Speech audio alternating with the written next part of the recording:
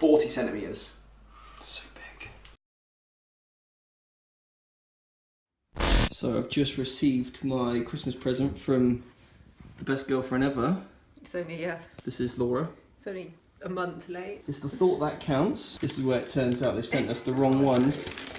Oh, look at that! What could the other shoe say? Oh, wow. It's spelled correctly. That is amazing. Thank you so much.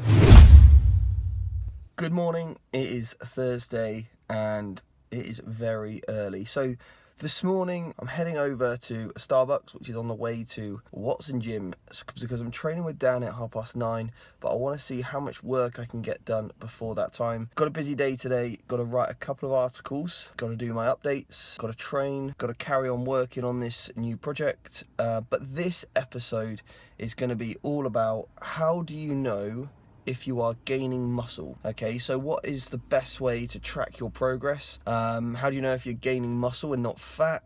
So I'm going to be covering all those aspects and why it's incredibly important to keep you motivated during an off season, because it is far too tempting to diet because you're not looking shredded. You know, you think, all right, I can't really see my abs that much, and ultimately those thoughts are always there in the back of your mind. So what you really need to do is try and understand why you're doing what you're doing and know that you're making progress, and that way that will keep you motivated to continue, because you need time and you need to keep pushing the boundaries of performance and nutrition so that you can gain muscle. Hope you like this video, and if you have any questions at any time, just comment below and I'll get back to you. So just been to Starbucks, bushed out a few updates, a few Instagram posts put out. So on my Instagram post today, that's going pretty well, is the fact that every single diet is essentially the same, what they all have in common. So check out that on my Instagram, so it's at StephenBox.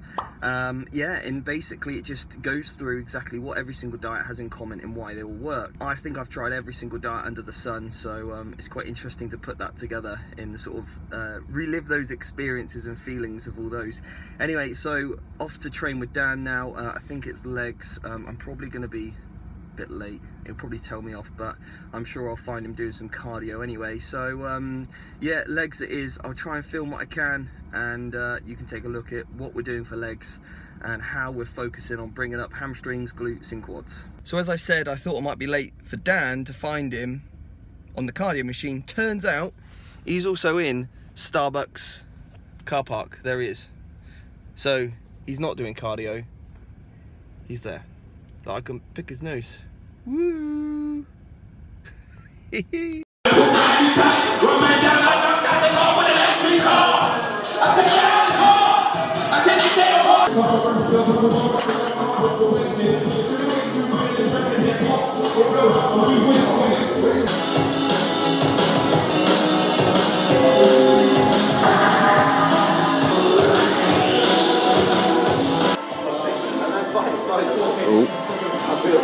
Oh, nice depth.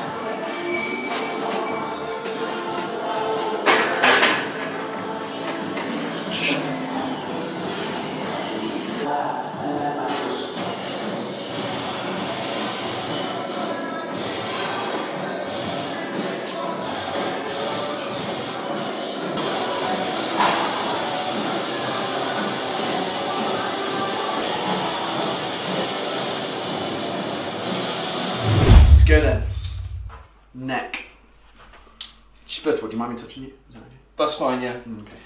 So first of all, we're starting off with the neck measurement. 40 centimetres. So big. Girth. 40 centimetres going in.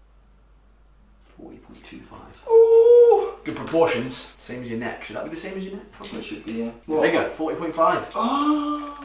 Going in. Should be a nipple line. Yeah, trying to get every centimetre you can, aren't you? Mm-hmm. Hips. Drop your pants then. Briefs today. No boxers. Let's do it from the side so people can see. 94.5. Proportions like a Greek god, they said. So Dan, we've got the scores on the board. Yeah. I mean, that waist has got to come down. Okay, so neck 40, arms pretty symmetrical. Obviously there'll be a slight bit of Discrepancies. Discrepancy is the D word I'm looking for. I mean, there's lots of other D words, but discrepancy is the one between, obviously, every time you do it. However, I'm pretty happy with these measurements. So we'll stack them up against last time. I'll put it on a spreadsheet and I'll show you guys the results. Dan, what's the top tips for measuring someone? Where do we do it? What position? In the smallest part or the biggest part of the muscle. It's the way you do it on the actual like size of the. Yeah. So that's the way of like, so you know each time you do it, you don't have to like go through the exact same place. Yeah. So largest part. It's the largest part because obviously different people have different size peaks on biceps and things. Yeah. So that's why you don't use like a set point on it. Yeah. And also tense as hard as you can. So then the consistency again. If you're always tensing, and for example, like, you know, like breathing in, then you always know to do that. So whatever way you do it, just keep it consistent, right? And if you're new to it as well, measure it a couple of times and take an average. Yeah. And how do we use a tape measure like this? This isn't your run-of-the-mill tape measure that you would measure. This is a specialised body composition measuring tape, so it's nice and thin. Okay. And basically you just have to make sure they don't overlap at any point and that they go side by side. Yeah. And that you just are very careful. What you want to do, once you've got the muscle and you're around it, you want to make sure it's slightly tight, but you don't want to pull it so that it makes an indent into the muscle. It should be on the muscle, but tight enough that you get the exact girth and not loose and floppy. So, no flop, more girth. That's what we all want. That's what Dan's saying. Thanks, Dan. Okay, so I'm just going to take you through the results, and here we have it compared to last time. So I do actually have my data going back to 2012, which is really interesting to see. So we're looking at the blue column, that is today's date. So obviously, same time of day, so in the afternoon. Ideally it would have been done in the morning, but sometimes you just got to get it done in whatever means necessary. Weight is up, yep, quite a considerable amount, as obviously it was Christmas. And I have fully embraced my off-season, as you'll see by the macros at the bottom. So neck is up slightly, arms roughly the same, give or take, slightly better proportions, which is good. Forearms same, chest measurement up by 2, so that's going around the back and the chest. The waist, fully embraced that one. Hips are roughly about the same.